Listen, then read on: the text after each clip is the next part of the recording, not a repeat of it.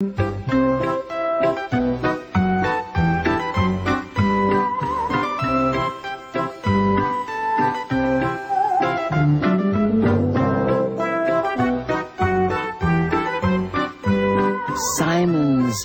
Book by Henrik Drescher. Read by Ruby D. Late one evening, a young boy began to draw a story about Simon and the scary monster.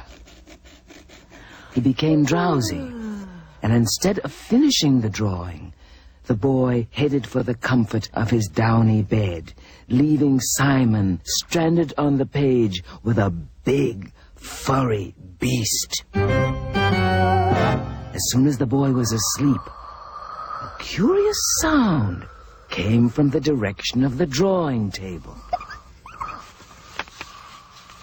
First, it was a faint shuffle, then a louder rustle. One by one,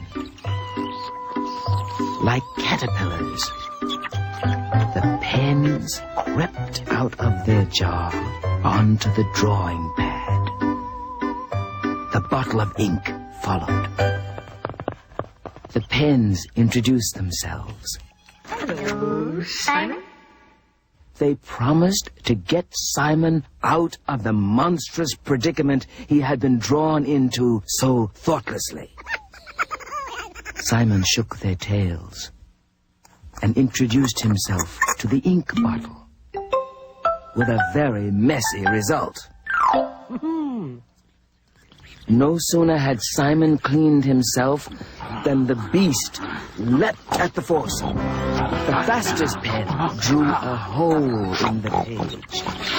They thought it would be too small for the monster to follow through, but it wasn't. On the next page, the creature chased them up a rocky hill.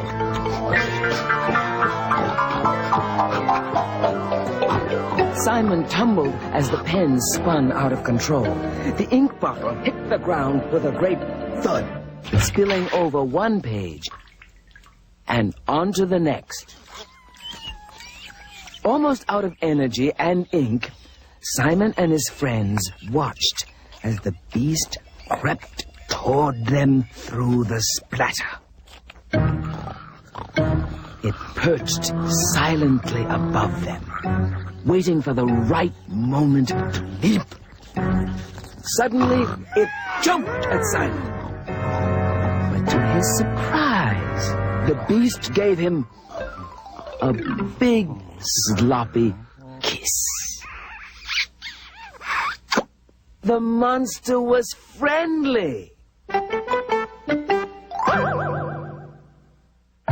The foursome collapsed on the beast's back and headed across the page, happy and relieved. When they arrived at the last page, the pens drew a soft, warm bed and cover using the last drop of ink. Soon after they had been tucked in, Simon and his new-found friend were asleep. Then the ink bottle jiggled off the page like a tired old hermit crab. The pens retired to the comfort of their spacious jar, yawned a sigh of relief, and dozed off. The boy awoke the next morning, fully rested. To his amazement and delight, there was a book on the table where he had left the drawing of Simon and the monster the night before. And that is the same book that you've just finished reading.